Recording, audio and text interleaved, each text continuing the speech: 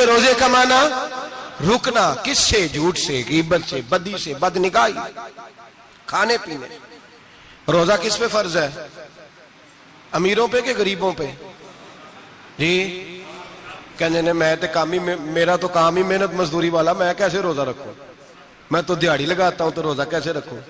میں نے نہیں کسی حدیث میں پڑھا کہ روزہ وہ رکھے جو دفتر میں بیٹھتا ہے۔ صحابہ کے زمانے میں تو دفتر ہوتے ہی نہیں تھے، کسی جگہ نہیں لکھا ہوا روزہ وہ رکھے گا جو اے سی میں بیٹھتا ہے، تب تو اے سی تھے ہی نہیں۔ حضرت ابو بکر صدیق رضی اللہ تعالیٰ عنہ سے لے کر جناب بلال تک سارے اپنے ہاتھ سے کام کرتے تھے، سارے اپنے ہاتھ سے کام کرتے سارے۔ حضرت عمر فاروق رضی اللہ تعالیٰ عنہ خلیفہ وقت ہونے کے باوجود مال غنیمت کے اونٹ چرنے جاتے تھے تو چراگاہ میں چھوڑنے میں جاتے تھے، لینے بھی آتے تھے واپس۔ سارے لوگ اپنے ہاتھوں سے مشقت والے کام کرتے۔ حضرت بلال مزدوری کرتے، سلمان فارسی مزدوری کرتے، مقداد مزدوری کرتے، صحابہ مزدوریاں کرتے، روزے رکھتے۔ اور رمضان کے جانے کا وقت ہوتا تو در رسول پہ کھڑے ہو کے عرض کرتے محبوبہ دل نہیں بھرا، دل کرتا ہے کبھی رب سارا سال ہی روزے عطا کرے، سارا سال رمضان دے تو ہم سارا سال روزے رکھنے کو تیار ہیں۔ جذبہ تھا، طاقت تھی، ہمت تھی۔ آج نوجوان لڑکا ہے کہتا ہے مجھ سے بھوک برداشت نہیں ہوتی۔ میرے بھائی رب بیماری لا دینا، اللہ سے دعا مانگے اللہ شفائے عطا فرمائے، اور دعا کرے اللہ آزمائش سے محفوظ فرمائے۔ آپ یقین کریں میں نے لوگوں کو دیکھا ہے حلق سے قطرہ نہیں اترتا، خوراک کی نالی لگی ہوئی ہے، اعلیٰ غذائیں پکی ہوئی پڑی ہیں، عرش کا مالک کہتا ہے میں تیرے حلق سے گزرنے نہیں دوں گا، قانون بن گیا۔ میں نے دیکھا ہے ڈرپ پہ لوگ زندہ ہے، بوتل لگی ہوئی ہے گلوکوز کی، گزارا چل رہا، اعلیٰ غذائیں پڑی ہیں، لاکھوں روپیہ تجوری میں پڑا ہے۔ مالک کہتا ہے تو نہیں کھا سکتا، تو وہ کھانے نہیں دیتا، نہیں کھانے دیتا۔ ایک شخص یورپ کے علاقے کا، میں کسی کالم نویس کا پڑھ رہا تھا، وہ کہتا ہے میری خربوں میں جائیداد ہے لیکن میرے معدے میں ایسی تکلیف ہے کہ میں آٹے کو چھان کر جو اوپر سے بورا نکلتا ہے صرف وہ کھا سکتا ہوں، اس کے علاوہ میں کائنات کی کوئی نعمت کھا نہیں سکتا۔ اور میرے بھائی وہ جب چاہے تو بڑے بڑے کھانے کھانے سے تجھے روک دے، تیرے دانت چبانے کے قابل نہ رہے، زبان نگلنے کے قابل نہ رہے، معدہ تیرا ہضم کرنے کے قابل نہ رہے، وہ جب چاہے تو جو مرضی کر لے۔ وہ کہتا چل تو میری مرضی پہ چلنا، ایک مہینہ میرے کہنے پہ نہ کھا، ایک مہینہ میرے کہنے پہ نہ کھا، تو یا اللہ تو کیا کرے گا؟ فرمایا صوم تصحو، میرے نبی پاک نے فرمایا تم روزے رکھو اللہ تمہیں صحت عطا فرما دے گا، اللہ تندرستیاں دے دے گا، شفائیں دے دے گا۔ تم روزے رکھو اللہ تمہیں، سبحان اللہ، اللہ تمہیں، اللہ طاقت دیتا ہے، ہمت دیتا ہے، اللہ ہمت دیتا ہے۔ میں نے دیکھا ہے، میں نے بزرگوں کو دیکھا ہے، ضعیف لوگوں کو دیکھا ہے، کمزور لوگوں کو دیکھا ہے، میں نے دیکھا ہے روزے رکھتے ہوئے، مزدوروں کو دیکھا ہے روزے رکھتے ہوئے۔ میں اپنے ابا جی کو کہتا ابا جی اتنی سخت گرمی اور مزدوری آپ کرتے اور مزدوری کے عالم میں روزہ رکھتے، تو کہتے پتر روزہ کی آندا ہے، روزہ کدوں کو جاندا ہے، روزہ اپنی جگہ تے وے مزدوری اپنی جگہ ہوتے۔ اور کئی دفعہ میں نے فرمان لگے میں نے یار سمجھ کوئی نہیں لگ دی، پتہ نہیں روزیاں چ اللہ طاقت کتوں دے چھڑ دے، نہیں زیادہ کام بھی زیادہ کرید ہے تے روزہ بھی رکھ۔ بھائی صوم تصحو میرے مصطفیٰ نے فرمایا تو روزہ رکھ اللہ تجھے صحت عطا فرما دے گا۔ رب تعالیٰ تجھے، یہاں ہوٹل کھلے ہوئے ہیں، یہاں عجیب حالات ہے، ہوٹل کھلے ہوئے ہیں، لوگ بہانے ڈھونڈتے پھرتے ہیں، کہتے ہیں کٹ لگ گیا تھا ذرا، تھوڑا سا خون نکل آیا، سنی پلاس لگائی ہے تو روزہ نہیں رکھا، یہ ذرا مجھے تھوڑی دقت ہو گیا تو میں نے روزہ نہیں رکھا، کھانسی لگ گئی ہے تو روزہ نہیں رکھا۔ او خدا کے بندے، روزہ تو نعمت ہے۔ اور سبحان اللہ میرے نبی پاک نے فرمایا لکل شیء زکات و زکات الجسد الصوم، فرمایا ہر شے کی زکات ہوتی ہے، وجود کی زکات روزہ ہے، روزے رکھو جسم کی زکات نکل جائے گی۔ فاقہ کرنا بھی میرے نبی پاک کی سنت ہے، مسواک کرنا بھی سنت ہے اور فاقہ کرنا بھی۔ مسواک والی سنت زیادہ اپناتے ہیں لوگ، فاقہ کرنا بھی نبی پاک کی سنت ہے۔ ایک صاحب مجھے کہنے لگے جناب بیٹھ کے کھانا حضور کی سنت ہے، میں نے کہا کبھی کبھی نہ کھانا بھی نبی پاک کی سنت ہے، نہ کھانا بھی حضور کی سنت ہے۔ اور ہمارے فقہاء نے لکھا ہے جو روٹی زیادہ کھاتا ہے اس میں دو باتیں پیدا ہو جاتی ہیں، کیا کیا؟ ایک بولتا زیادہ ہے، دوسرا سوتا زیادہ ہے، غافل ہو جاتا ہے۔ فقہ اور حکیم اطباء ڈاکٹر کہتے ہیں کہ پیٹ خالی رہے نا جس آدمی کا، اس کا حافظہ مضبوط ہوتا ہے، اس کے ذہن کی گرہ کھلتی ہے. زیادہ کھانے سے تو خماری چڑھتی ہے دماغ, ڈھونڈتے پھرنا روٹی کدھر سے آج اچھی ہے, گھر میں نہیں پکی تو ہوٹل چلے جانا, کھانے کے سوا اور کام ہی کوئی نہیں. اور صاحب میرے نبی پاک علیہ السلام نے فرمایا کافر 7 آنتوں سے کھاتا ہے, 7 آنتوں سے, اور فرمایا میرا مومن 1 آنت سے کھاتا ہے.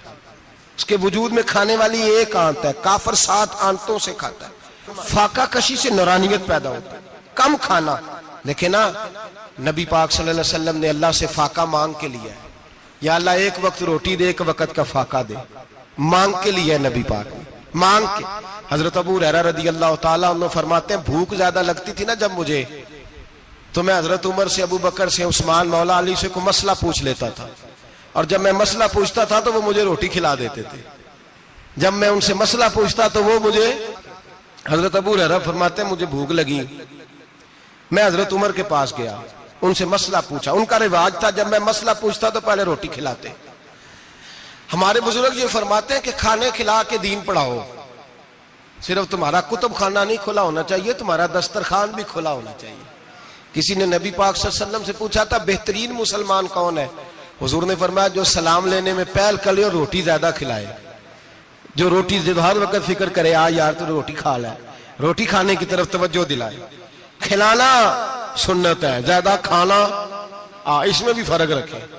تو نبی پاک صلی اللہ علیہ وسلم کے صحابی حضرت ابو ہریرہ رضی اللہ تعالیٰ عنہ فرماتے ہیں میں نے حضرت عمر سے مسئلہ پوچھا, میں نے کہا حضور مسئلہ بتائیں, تو کہتے پہلے ان کی عادت تھی جب میں مسئلہ پوچھتا تو روٹی بھی کھلاتے, آج انہوں نے مسئلہ ہی بتایا ہے, روٹی کوئی نہیں کھلائی. تو مجھے کہنے لگے ابو ہریرہ تو سوچتا ہوگا روٹی نہیں اس نے پوچھی, تو نے کب سے کھانا نہیں کھایا؟ میں نے کہا آج صبح سے. تو جناب عمر کہنے لگے میں نے کل صبح سے نہیں کھایا. چل ابو بکر صدیق کے گھر مسئلہ پوچھتے ہیں. کہتے جناب صدیق اکبر کے دروازے پہ گئے, جا کر کے ان سے مسئلہ پوچھا. ان کی بھی عادت تھی جب کوئی مسئلہ پوچھنے جاتے تو دسترخوان بچھا لیتے, کہتے آؤ روٹی بھی کھلاتا ہوں مسئلے بھی بتاتا ہوں. کہتے ہیں گئے تو انہوں نے بھی مسئلہ بتایا, روٹی کوئی نہ پوچھی. تو کہنے لگے عمر ابو ہریرہ تم لوگوں نے کل پرسوں سے نہیں نہ کھایا ہوگا. اور ابو بکر کو 4 دن گزر گئے ہیں, تھوڑا سا دودھ ملا ہے یا کھجور ملی ہے, روٹی کوئی نہیں ملی. چلو در رسول پہ چلتے, آؤ حضور کی بارگاہ. کہتے ہیں نبی پاک کی بارگاہ میں آئے, حضور نے چہرے دیکھے, کریم سے مسئلہ نہیں پوچھنا پڑا. میرے مصطفیٰ کریم نے فرمایا بھوک لگی ہوئی ہے تم تینوں کو, 3-4 دن ہو گئے. اللہ کے رسول نے فرمایا مجھے پورا ہفتہ ہو گیا ہے. سبب کچھ اور ہے جس کو تو خود سمجھتا ہے. زوال بندہ مومن کا بے زری سے نہیں, بھوک نقصان کا وجہ نہیں بنی, وجہ کوئی اور بنی ہے. رشوتیں جو بازار گرم ہوئے ہیں لوٹ مار کے, یہ روٹی کے لیے نہیں, یہ زیادہ کھانے کے لیے, یہ بینک بیلنس کے لیے گرم ہے. یہ لوٹ مار کا مقصد کوٹھیاں بنانا ہے, روٹی کا تو رب کریم کا وعدہ ہے. جو روز روتا ہے شام کو کہ میرا کاروبار کوئی نہیں, اصل میں کہتا ہے بنگلہ کوئی نہیں, اصل میں کہتا ہے کار کوئی نہیں, پجارو کوئی نہیں, روٹی تو اللہ عطا فرماتا ہے, اس کا وعدہ ہے. فرمایا حضور نے 3 دن بیت گئے, چلو. میرا بے تکلف صحابی ہے ابو الحسن انصاری, وہ بڑے نصیب والے ہوتے ہیں جن کو میرے نبی پاک خود کہتے تھے کہ تیری فلانی ذمہ داری ہے. اس زمانے کا تو کسی کو کہہ دیا جائے تیری ذمہ داری ہے تو کہتا ہے یہ تو پھٹیکے ڈالنے لگ گیا, یہاں سے تو چھٹی کر جانی چاہیے. خوش ہوتے تھے صحابہ کہ ہماری ذمہ داری لگی. کہتے ہیں حضرت ابو الحسن انصاری کے گھر گئے, نبی پاک نے فرمایا بھوک بڑی لگی ہے کھانا لا. کہتے ہیں حضور نے اسے کہا تو اس آدمی کو تو وجد ہی ہو گیا. اس نے کہا میرے اتنے نصیب کہ حضور کا یہ کھانا کھلا. آؤ دیکھو دنیا والو, آج جو سب سے زیادہ عزت والا ہے وہ میرا مہمان بنا ہوا ہے. فرماتے ہیں وہ دوڑے گئے, بکری اٹھائی, ذبح کی, بیوی کو کہنے لگے روٹی تیار کر. ادھر کھجوریں توڑی, انگور توڑے, کہنے لگے حضور آپ جب تک تناول کریں تب تک کھانا پک جاتا ہے. حضرت عمر کہتے ہیں روٹی پک کے آئی, بڑا پیارا گوشت, بڑا اچھا سالن, بڑا خوبصورت خلوص والا کھانا. فرماتے ہیں میں نے بڑا ہی کھایا. نبی پاک نے نہ ایک روٹی لی اور چھوٹی چپاتی, تھوڑا تھوڑا سالن کونوں سے, اور جب نبی پاک نے کھا لیا تو حضور کی آنکھوں میں آنسو آئے. حضرت عمر کہنے لگے حضور روئے کیوں؟ نبی پاک نے فرمایا سوچتا ہوں 7 دن کے فاقے کے بعد کھایا ہے, پر ڈرتا ہوں رب اس کا حساب پوچھے گا تو جواب کیسے دینا ہے, اس کا حساب بھی تو دینا ہے نا جو کھایا ہے. تو حضرت عمر فاروق کے ہاتھ میں کچھ چیز تھی، زور سے زمین پہ ماری، کہا محبوبہ 7 دن کے بعد بھی روٹی کھائے تو حساب دینا ہے۔ نبی پاک فرمانے لگے عمر وہ مالک ہے نا، تو جب دیتا ہے تو حساب نہیں لے سکتا، حساب تو دینا ہے، حساب تو دینا ہے، تیاری رکھو۔ صحابہ کرام فرماتے ہم نے ارادہ کیا کہ آج کے بعد ہم پھر فاقے کریں گے، کم کھائیں گے، اس لیے کہ حساب دینا ہے۔ میرے بھائی وہ فاقہ کشی کرتے تھے، ڈرتے تھے۔ یہاں تو لوگ کھا کے بیمار ہیں، کھاتے جا رہے ہیں، سوتے جا رہے ہیں، کھاتے جا رہے ہیں، سوتے جا رہے ہیں۔ یہ بھی وقت آئے گا رمضان شریف کا، سویرے درس پہ آؤ کہتے نیند بڑی آتی ہے، سویرے 2 سپارے پڑھ کے سویا کرو کہتے صاحب نیند بڑی آتی ہے، فجر کے بعد ہی تو وقت ہوتا ہے اللہ اللہ کرنے کا، سحری کا، کھاتے جا رہے ہیں، سوتے۔ لوگ جماعت سے نماز نہیں پڑھتے سو جاتے، جماعت کا ثواب چھوڑ کے سو جائیں گے۔ بھائی رمضان مبارک میں فاقہ کشی کی ٹریننگ ہوتی ہے، فاقہ کشی کی تربیت لے، رمضان میں روکے اپنے آپ کو، تربیت ہوگی۔ اور ہمارے صوفیاء فرماتے ہیں جو زیادہ کھاتا ہے اس کا نفس اس کو زیادہ پہ مائل کرتا ہے، خواہشات نفس پیدا ہوتی ہیں۔ میرے نبی پاک علیہ السلام نے جوانوں کو حکم دیا ہے، یا معاشر الشباب، او جوانوں، یا رسول اللہ کیا حکم ہے؟ فرمایا یا نکاح کر لو اگر طاقت ہے، نہیں طاقت تو روزے رکھو۔ حضور روزے سے کیا ہوگا؟ فرمایا تمہارا نفس کچلا جائے گا، شیطان وسوسہ اندوزی نہیں کرے گا۔ آج نوجوان بڑھ بڑھ کے کھاتا ہے، بہت زیادہ کھاتا ہے، کبھی اس ہوٹل سے کھاتا ہے، کبھی اس ہوٹل سے کھاتا ہے۔ اتنا زیادہ کھائیں گے تو نفسانی قوتیں اچھل کر کے آئیں گی، مشکل ہو جائے گا۔ شادیاں دیر سے ہوتی ہیں، ماں باپ آنکھیں بند کر کے بیٹھے ہوئے ہیں۔ اگر ماں باپ کی ذمہ داری ہو اور ماں باپ نکاح نہ کرے تو نبی پاک نے فرمایا بچے گناہ کریں گے تو جتنا گناہ بچے کو اتنا باپ کو بھی ہوگا۔ تو ماں باپ چپ ہیں، دوسرا شادی مشکل بڑی ہے، مہنگی بڑی، اور تیسرا نہیں کر رہے کچھ لوگ تو روزے بھی نہیں رکھ رہے۔ تو رمضان ان کے لیے بھی وقت ہے، نفسانی قوتیں کچلی جائیں گی، کھانا جتنا کم کھایا جائے گا اتنا وجود کے اندر نفسانی خواہشات کم پیدا ہوں۔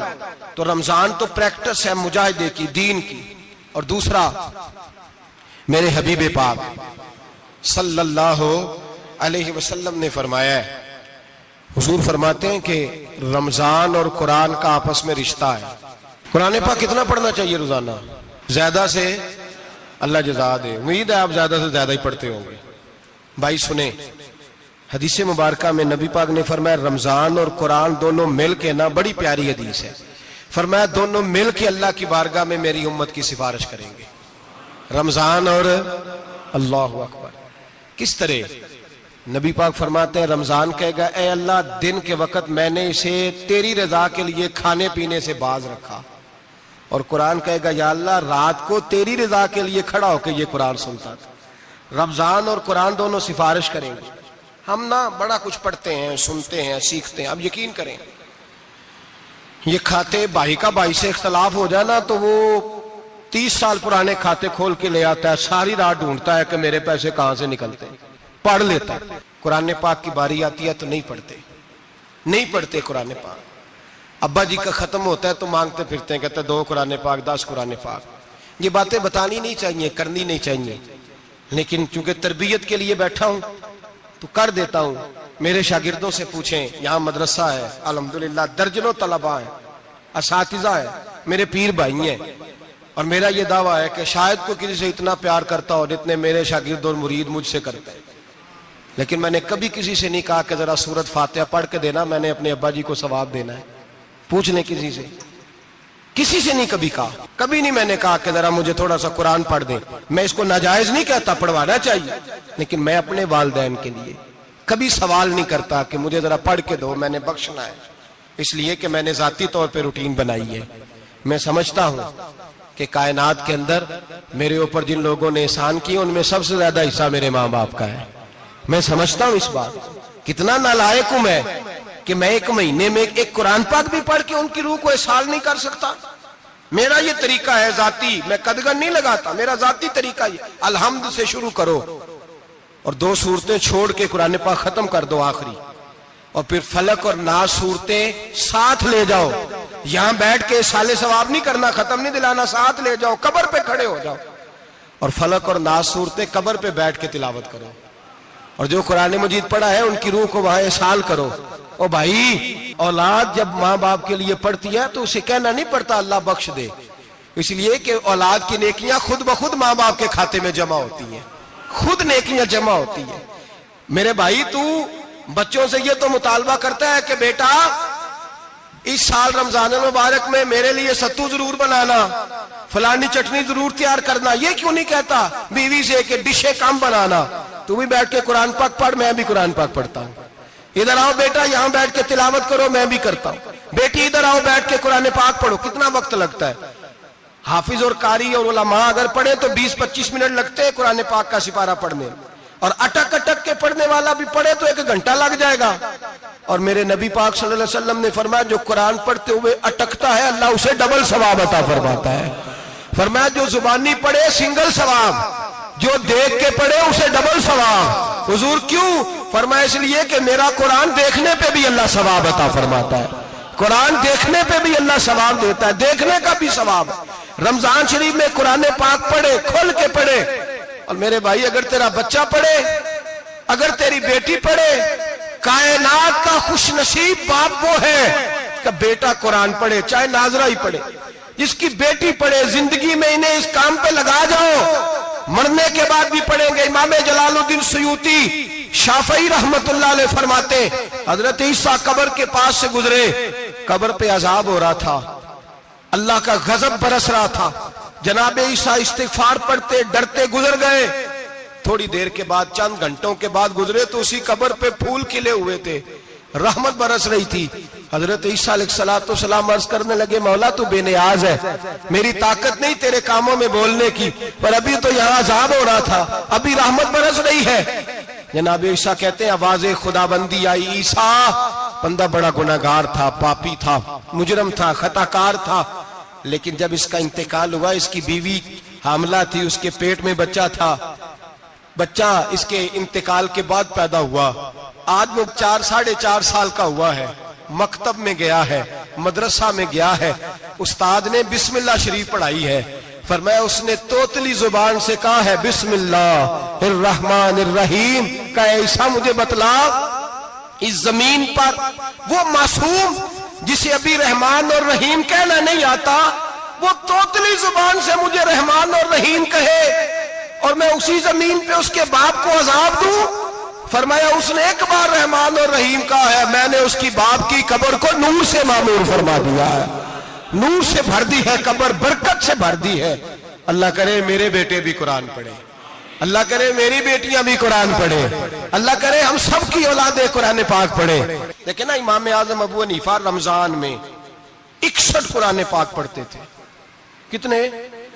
60 تھے ایک، اللہ اکبر، ایک قرآن پاک دن میں پڑھتے پورا، ایک رات کو پڑھتے، ایک تراویح میں پڑھتے، 61 قرآن پاک امام صاحب پڑھتے۔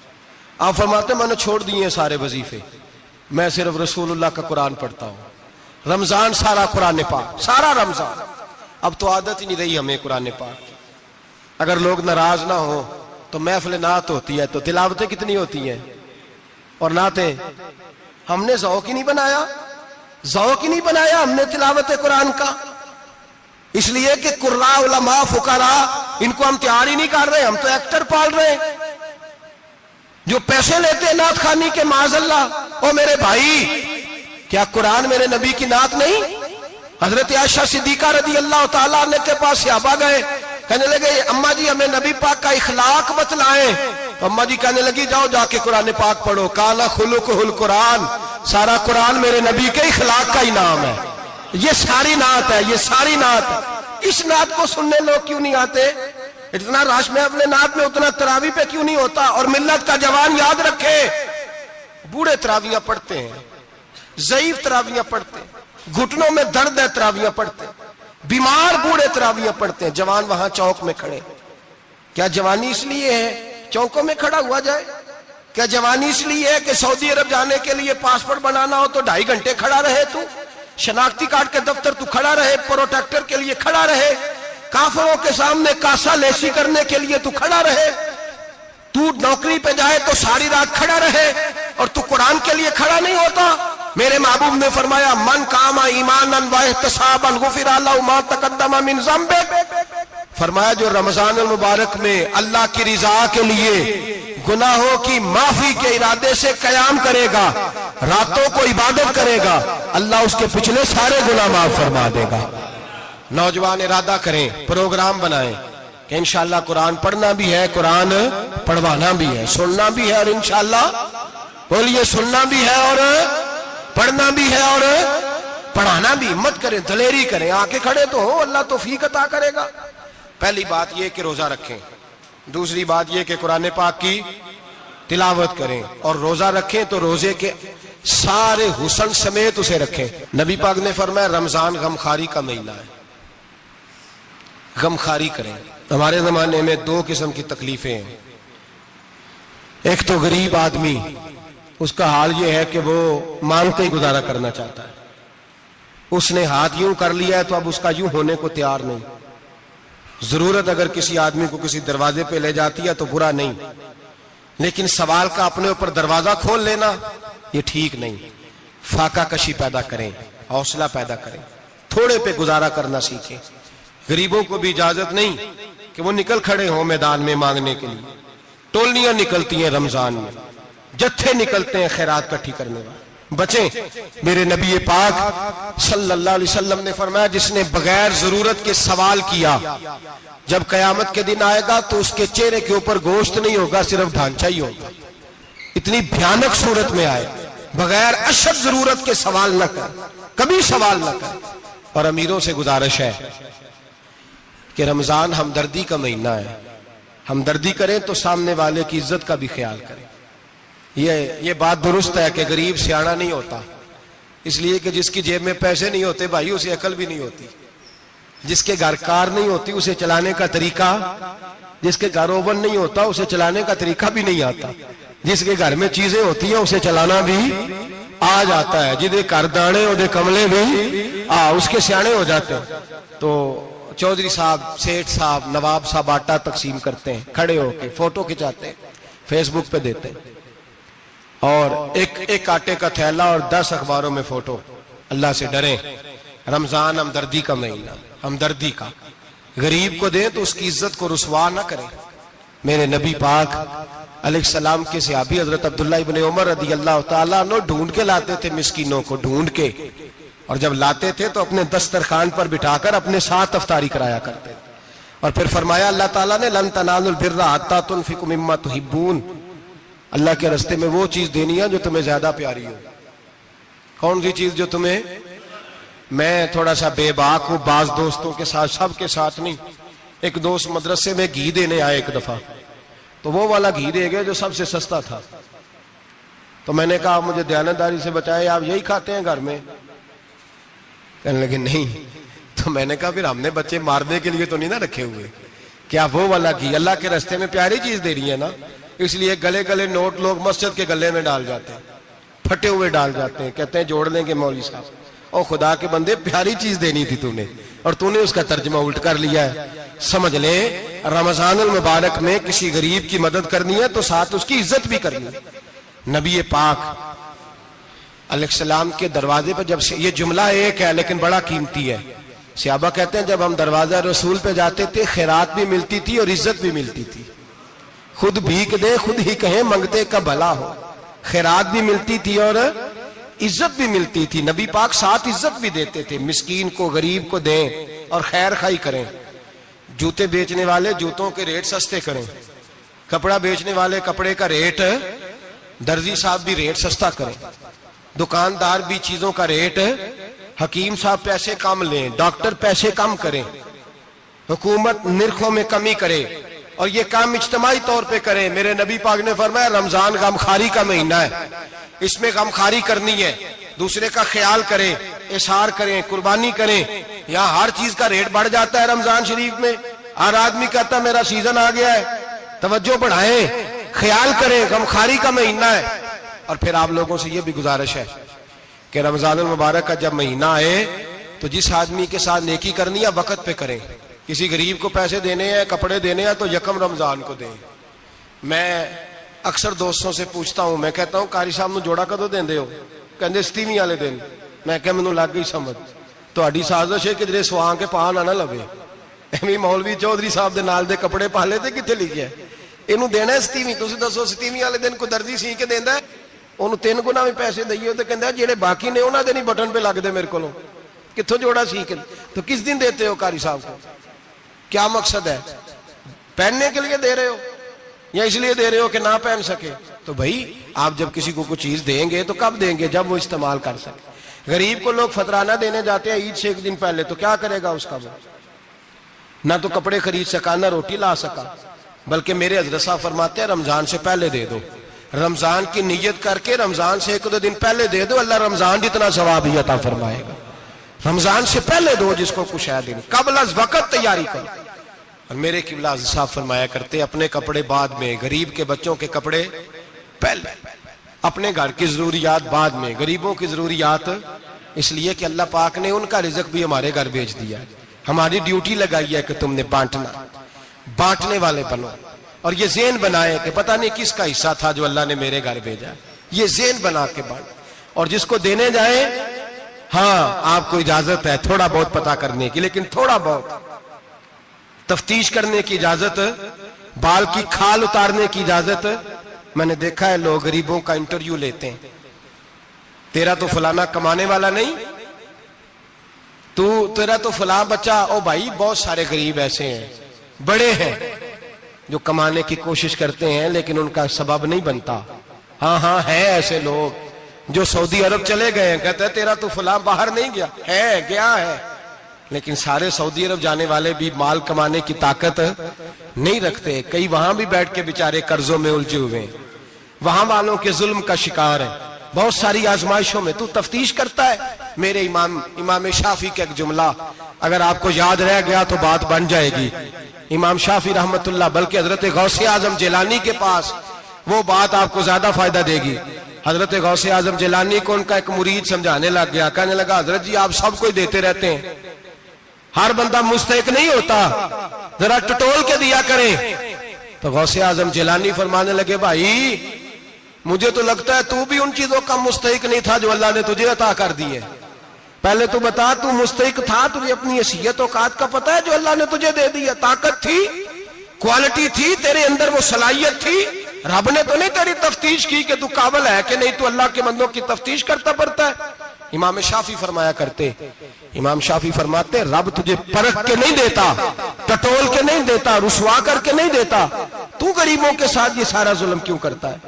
बस पता चल गया वो जरूरतमंद है तो दे, इसलिए कि अजर तुझे गरीब ने नहीं देना, अजर अल्लाह ने देना है। और अल्लाह अजर अमल पे नहीं देता, अल्लाह तो नियत पे अजर अता फरमाता है। तो नियत देख तेरी किस तरह की। तो मेरे भाई गरीब को दे, कबल अज वक्त दे। रमजान मुबारक में चौथा काम, बात आखिरी और चौथा काम सुने, रमजान में दीन सीखें। शैतान कैद होता है ज्यादा से ज्यादा, और जब आदमियों का पेट खाली होता है ना तो ज़हन जो होता है ना वो भी उसका फ्रेश होता है। उसमें कोशिश करें दीन सीखने की। मेरे नबी करीम सल्लल्लाहु अलैहि वसल्लम ने इस दीन को इल्म का दीन करार दिया है, शऊर का दीन करार दिया है, फहम का दीन करार दिया। नबी पाक सल्लल्लाहु अलैहि वसल्लम ने फरमाया एक इबादत करने वाला इशा के बाद खड़ा हो और फजर तक नमाज पढ़ता रहे। एक आलिम दीन इशा पढ़ के सो जाए, उठ के फजर पढ़ ले, तो वो 70 इबादत करने वालों का दर्जा ज्यादा नहीं, आलिम का दर्जा फिर भी ज्यादा है। उस आलिम दीन का दर्जा ज्यादा है, इसलिए कि वो लोगों को आगाही देता है, शऊर बख्शता है। ये दीन जो है ये, और नबी पाक सल्लल्लाहु अलैहि वसल्लम ने फरमाया इबादत करने वाले पर आलिम का दर्जा उतना ही ज्यादा है जितना मेरा दर्जा अपने गुलामों पर ज्यादा है। आलिम को हुजूर ने इतना बड़ा मकाम दिया। दीन सीखें, शऊर हासिल करें, ये फकाहत का दीन है, शऊर हासिल करने का दीन है।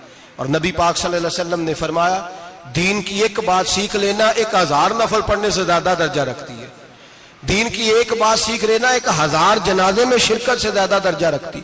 दीन की एक बात सीख लेना, मेरे नबी पाक सल्लल्लाहु ताला अलैहि वसल्लम इरशाद फरमाते 1000 मरीज की इयादत करने से ज्यादा दर्जा रखती। फरमाया जिसने रात के एक लम्हे में दीन की एक बात सीखी, अल्लाह उसे सारी रात इबादत करने से ज्यादा सवाब अता फरमाएगा।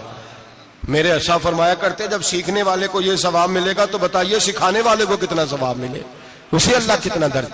रमजान आ रहा है, शैतान कैद है, दीन फैलाने की कोशिश करें, जद्दोजहद करें। बड़ी नींद आती है फजर पढ़ के, لیکن اگر کسی کا ارادہ بن جائے کہ دین سیکھنا بھی ہے اور دین بچوں کو، تو پھر کوئی نیند غلبہ۔ ایک مثال ایک عالم نے سمجھائی، کوئی بزرگ تھے درویش عالم، ان کے پاس ایک عورت آئی، کہنے لگی میں بچوں کو سویرے بڑا جگاتی ہوں، بچے جاگتے نہیں نماز کے لیے۔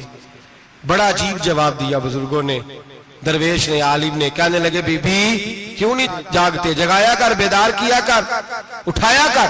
کہنے لگی بڑی جدوجہد کرتی ہوں، اٹھتے نہیں، بیدار نہیں ہوتے۔ اللہ والے تھے نا۔ کہنے لگے یہ بتا اگر اس کمرے میں آگ لگ جائے تو پھر بچوں کو کیسے بیدار کرے گی؟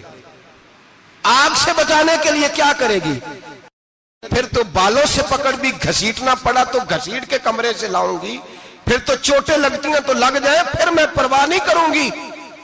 آپ فرمانے لگے یوں سمجھ لے جہنم کی آگ جل رہی ہے، اگر تیرے بچے نے نماز نہ پڑھی تو آگ لگ جائے گی، اگر اس نے عبادت نہ کی تو اسے آگ، اب جیسے بھی تجھے اٹھانا پڑتا ہے اٹھا گھسیٹ کے باہر لا، لیکن اس کی نماز قضا۔ نیند بڑی آ رہی ہے سویرے، لیکن اگر دین نہ سیکھا تو مشکل ہو جائے۔ جیسے بھی اپنے آپ کو جگانا چاہیے، ہمت کرنی چاہیے، دلیری کرنی چاہیے۔ ہمیشہ مدحت خیر الانام میں گزرے، دعا ہے یہ عمر درود و سلام میں گزرے۔ آخر